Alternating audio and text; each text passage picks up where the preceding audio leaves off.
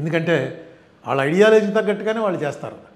కానీ వాళ్ళ ఐడియాలజీలో ఏవైతే పాయింట్లు వాళ్ళు చెప్తున్నారో ఆ పాయింట్లతోటి డిఫర్ అయినటువంటి వాళ్ళు కనుక వాళ్ళకు ఓట్లేస్తే మీరు బ్రిటిష్ వాళ్ళతోటి లేకపోతే మొహమ్మద్ గోరీ మొహమ్మద్ గజనీతోటి కలిసిపోయినటువంటి వాళ్ళని ఏ రకంగా అయితే ఇప్పటికి కూడా మన చరిత్రలో చాలా ద్రోహుల కింద చూస్తున్నామో రేపొద్దున మిమ్మల్ని కూడా అలాగే చూస్తారు. ఈవేళ ఇంత క్రూషియల్ ఎలక్షన్స్లో ఆంధ్రప్రదేశ్ నుంచి సుదర్శన్ రెడ్డి గారు నిలబడుతున్నారు. నిలబెట్టుతున్నటువంటి మనిషి ఏ పార్టీకి చెందినవాడు? ఆ సోషలిస్ట్ భావాలు ఉన్నటువంటి వాడు, సెక్యులర్ భావాలు ఉన్నటువంటి వాడు. ఆయనతో నాకు స్వల్ప పరిచయం. ఈ మధ్య కాలంలోనే 2-3 మీటింగుల్లో కలిసి పాల్గొన్నాం. అవగాహన ఉన్నటువంటి వ్యక్తి. నెక్స్ట్ కాన్స్టిట్యూషనల్గా ఎక్స్పర్ట్. ఎందుకంటే సుప్రీంకోర్టు జడ్జిగా రిటైర్ అయ్యారు. Constitutional expert. కాన్స్టిట్యూషన్ అనేది ఫింగర్ టిప్స్ మీద చెప్పగలిగినటువంటి సమర్థత ఉన్నటువంటి వ్యక్తి. ఈవేళ ఆయన్ని కూటమికి వ్యతిరేకమైనటువంటి అభ్యర్థిగా నిలబెట్టారు. ఇప్పుడు మన స్టేట్లో ఉన్నటువంటి అందరు ఎంపీలు కూడా ఆయనకు ఓటేయడానికి ఎలాంటి అభ్యంతరం ఉండదు. ఎందుకంటే అదేంటంటే కూటమిలో మేము భాగస్వాములం కదా అని టీడీపీ వారు అనుకోక్కర్లేదు. ఎందుకంటే ఆ పార్టీ పేరే తెలుగుదేశం పార్టీ. ఈ తెలుగు వాళ్ళ కోసం, వాళ్ళ ప్రైడ్ కోసం ఎన్టీ రామారావు గారు పెట్టినటువంటి పార్టీ. ఎప్పుడైతే తెలుగు అభ్యర్థి సుదర్శన్ రెడ్డి గారు పోటీ చేస్తున్నాడో మాకు ఈ పార్టీలు ఇవన్నీ కాదండి, మా తెలుగుదేశం పార్టీ సుదర్శన్ రెడ్డి గారికే ఓటేస్తాం మేము అని చెప్పి డైరెక్ట్గా వేయచ్చు. ఎందుకంటే ఇది సీక్రెట్ ఓటు. ఒకవేళ డైరెక్ట్గా వేయటం ఇష్టం లేకపోతే మీరు పార్టీలో నిర్ణయం తీసుకుని ఎవరికి ఓటేశారో ఏం తెలియదు. దీంట్లో విప్పులు ఉండవు. పార్టీ విప్పుకు వ్యతిరేకంగా ఓటేశారని విప్పు ఉండదు. అంతేకాదు ఎవరికి వేశారో కూడా తెలియదు. బహుశా మా తెలుగుదేశం వాళ్ళంతా మా పార్టీ అది కదని అందుకుని అలా వేసామని చెప్పేసి అనొచ్చు.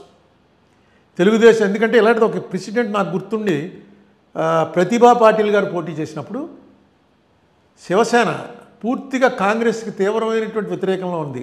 ఎందుకంటే మేము అప్పుడు ఎంపీలం. అపోజిషన్ బెంచ్లో మెయిన్ గట్టిగా మాట్లాడే వాళ్ళంతా శివసేనలోనే ఉన్నారు.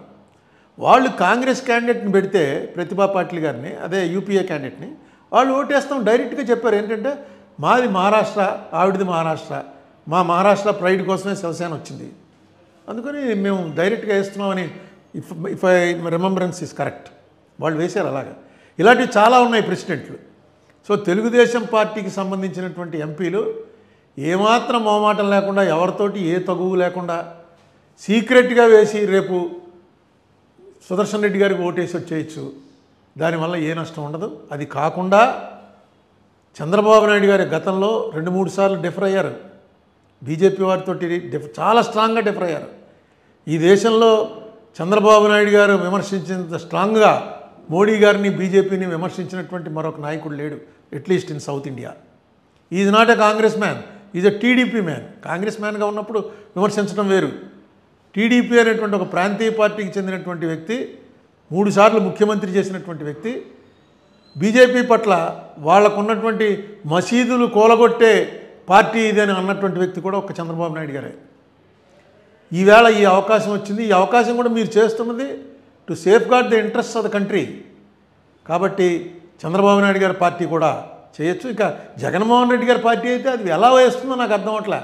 మరి ప్రకటించినట్టు పేపర్లో చూశాను. మీరు కూటమికి వ్యతిరేకంగా పోటీ చేసి ఎలక్షన్లో ఓడిపోయి, అంత ముందు ఎలక్షన్లో కూడా కూటమికి వ్యతిరేకంగానే పోటీ చేశారు 14లో.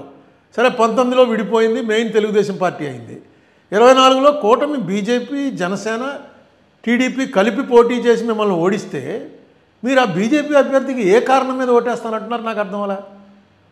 ఎందుకంటే సుదర్శన్ రెడ్డి గారు ఆయనేం పార్టీ వాడు కాదు, మీకు కాంగ్రెస్ అంటే ఇష్టం లేదు, కాంగ్రెస్ మీ మీద కేసులు పెట్టింది అంటున్నారు. సుదర్శన్ రెడ్డి ఏం పార్టీ వాడు కాదే. ఆయన కాన్స్టిట్యూషన్ నిలబెట్టడం కోసం ఒక ప్రయోగం చేస్తున్నారు. కాన్స్టిట్యూషన్ నిజంగా నిలబెట్టగలడు. ఆ నిలబెట్టగలిగినటువంటి సత్తా ఉన్నటువంటి వ్యక్తి, ఏ పార్టీకి సంబంధం లేనటువంటి వ్యక్తి. ఇక ఎంతకన్నా ఆపర్చునిటీ మీకు ఏమొస్తుంది?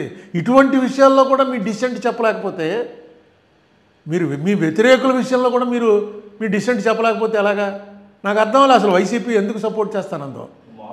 ఒక్క విషయం మర్చిపోకండి, ఆర్ఎస్ఎస్ అనేటువంటి మాతృ సంస్థ, దానికి సంబంధించినటువంటి బైబిల్, భగవద్గీత, ఖురాన్ ఏంటంటే పాంచజన్యం అని తెలుగులో ఉంది, బంచ్ ఆఫ్ థాట్స్ అని గురూజీ గోల్వాల్కర్ గారు ఏదైతే రాశారో అదే ఆదర్శం. వరసగా దాన్ని అమలు చేసుకుంటూ వస్తున్నారు. దాంట్లో ఆయన క్లియర్గా రాశాడు, ముస్లిమ్స్, క్రిస్టియన్స్ ఈ దేశంలో ఉండటానికి అర్హత లేదు అని రాశాడు ఆయన. అలాగే సోషలిస్టులు అంటే కమ్యూనిస్ట్ పార్టీ వాళ్ళు కానీ ఇందిరాగాంధీ కానీ వీళ్ళందరూ సోషలిస్టులు జయప్రకాష్ నారాయణ గారు కానీ వీళ్ళెవ్వరికీ కూడా ఈ దేశంలో ఉండేటువంటి హక్కు లేదు.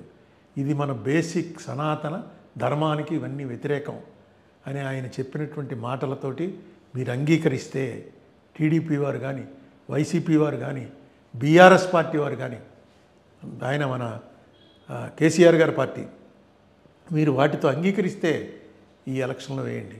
ఇదేదో వైస్ ప్రెసిడెంట్ ఏదో చిన్న ఎలక్షన్ అనుకోకండి. ఇలా వైస్ ప్రెసిడెంట్ కానీ ప్రెసిడెంట్ ఎలక్షన్ కానీ ఇప్పటివరకు భారతదేశంలో ఎప్పుడు రాలా.